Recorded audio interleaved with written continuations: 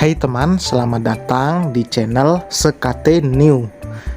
Jangan lupa pada teman-teman untuk like, komen, dan subscribe supaya tidak ketinggalan update dari channel ini.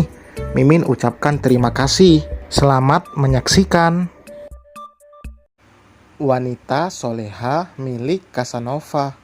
Bab 8. Setelah pertemuan tak terduga tadi sore di pusat perbelanjaan, Rafael menjadi perbincangan warganet karena ia dengan lantang mengatakan jika dirinya akan segera melepas masa lajangnya.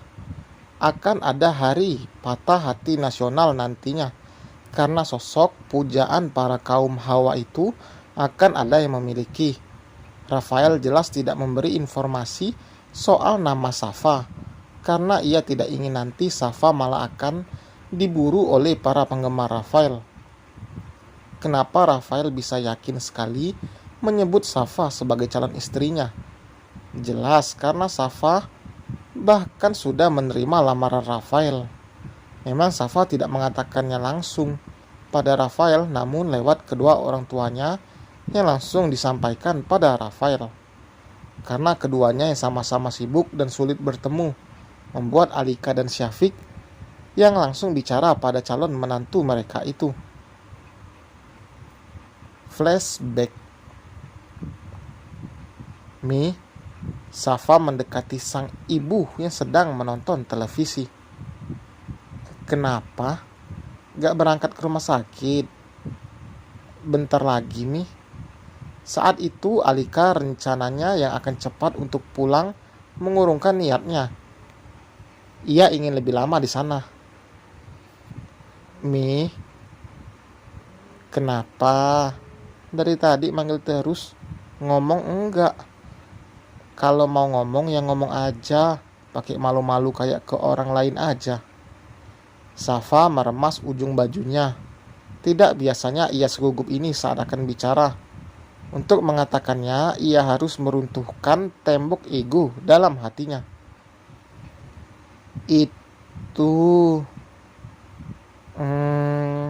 Aku... Dahi Alika sampai berlipat, membentuk kerutan karena melihat Safa yang terlihat untuk sulit berbicara. Ia tahu Safa tidak biasa seperti ini. Sesuatu yang disampaikan sebenarnya benar-benar penting hingga membuat Safa jadi sulit bicara seperti ini. Umi, emang Umi beneran kasih restu kalau aku nikah sama Rafael? Bukan itu yang ingin dikatakan oleh Safa, tapi hanya itu yang keluar dari mulutnya. Ia bahkan merutuki dirinya sendiri. Ya iya dong, masa iya Umi gak kasih restu? Hati Umi itu berkata kalau Rafael emang laki-laki yang cocok buat kamu. Safa tidak menjawab lagi. Ia terdiam dan menunduk. Setelah menarik napas dalam, baru ia kembali buka suara. Bismillahirrahmanirrahim. Insya Allah aku terima lamaran Rafael. Meski terbata-bata, semua yang ingin disampaikannya ternyata keluar begitu saja. Mata Alika membulat sempurna mendengar itu, antara kaget dan juga senang. Karena Safa ternyata memberikan jawaban secepat itu dan ia dengan mudah menerima. Sepertinya memang perjuangan Rafael untuk merayu sang pemilik hati tidak main-main, hingga kini hati Safa luluh. Perjuangan Rafael memang tidak mendekati Safa secara langsung, namun dengan meminta pada sang pencipta. Dan inilah bentuk terwujudnya doa Rafael yang sudah begitu lama dilangitkan tanpa ia mengatakan pada siapapun, termasuk sang ibu. Rafael hanya baru-baru ini mengatakan pada sang ibu soal perasaannya pada Safa. Namun usahanya membujuk sang pencipta sudah jauh-jauh hari dilakukan oleh Rafael. Kak yakin? Iya, udah ya Mi, aku pergi dulu. Safa langsung melengos sambil mengucapkan salam. Setelah tadi mencium tangan sang ibu. Alika sampai terkekeh melihat tingkah Safa. Ia bahkan bisa melihat rona merah di pipi Safa karena malu. Malu setelah mengungkapkan keputusannya. Kayak anak-anak aja pakai malu-malu segala. Alika geleng-geleng kepala. Ia sekarang merasa lega, berharap kebahagiaan sempurna akan mendatangi Safa secepatnya. Alika ingin pernikahan Safa dan Rafael segera dilaksanakan, karena niat baik tidak bagus jika ditunda-tunda. Namun sebelum itu, ia lebih dulu mengatakan pada suaminya yang sepertinya masih belum pulang ke rumah. Alika memang hanya sendirian di rumah Safa, karena Syafiq harus ke pondok dan mengurus sesuatu di sana. Flashback and Safa sama sekali tidak mengambil keputusan dengan terburu-buru. Ia melakukan sholat istikharah. Semuanya tertuju pada Rafael. Tidak hanya lewat mimpi, tapi hal-hal di dunia nyata juga mengarahkan pada Rafael. Jika orang tuanya saja sudah merestui dan anak-anaknya juga menerima Rafael, tidak ada alasan untuk tidak menerima lelaki itu. Selain karena ingin memberikan ayah yang baik untuk anak-anaknya, Safa memiliki keyakinan yang tidak pernah ia ungkapkan pada siapapun. Ia yakin selain jadi ayah yang baik, Rafael akan jadi suami yang baik. Di balik kelakuannya yang menyebalkan, Rafael tentu memiliki kelebihan tersendiri. Bu, kapan ya tanggal yang bagus? Kok kamu tanya ibu? Kamu bicarakan ini sama Safa dong. Yang mau nikah kan kalian. Ibu, Bu Alika, sama Ustadz Syafiq cuma ikut aja keputusan kalian. Rafael memeluk sang ibu. Rafa masih gak percaya, Bu. Rafa ngerasa ini kayak mimpi. Aduh, sakit, Bu. Bu Yuni mencubit lengan Rafael. Sakit kan? Berarti kamu gak mimpi. Kamu dapetin Safa itu gak gampang. Jangan sampai kamu buat dia kecewa. Ibu percaya kamu bisa buat dia dan anak-anaknya bahagia. Pasti, Bu. Rafa pasti berusaha membahagiakan mereka. Tugas Rafa bertambah. Gak cuma membahagiakan ibu, tapi membahagiakan istri dan anak-anak Rafa. Bu Yuni mencebik. Calon. Iya, Bu. Tapi kan nanti jadi istri juga. Kamu jangan tengil ya. Jangan bikin Safa kesel. Nanti kalau dia berubah pikiran gimana? Jangan ngedoain gitu dong, Bu. Ibu bukan ngedoain, tapi ngingetin. Biar kamu gak tengil. Kamu kan suka banget bikin Safa kesel. Itu karena aku cinta, Bu. Udah, jangan bayangin dia. Belum halal. Mending banyakin kamu baca-baca atau nonton kajian soal bagaimana jadi suami dan ayah yang baik. Ibu mau mandi dulu. Setelah ibunya beranjak, Rafael malah merebahkan tubuhnya di sofa, menatap langit-langit rumah dengan senyum mereka indah mendadak kebahagiaan. Bisa gak sih nikahnya sekarang aja? Mau kemana? Ke rumah sakit, Mi. Emang kenapa? Tanya Safa heran. Kamu nanya? Seriusan, Mi? Lupa ya, hari ini Rafa mau ke rumah. Tadi juga Abi udah telepon Om Sam buat bilang kalau kamu minta izin gak masuk hari ini. Kok Umi gak bilang sih? Alika mengerinyit. Gak bilang gimana?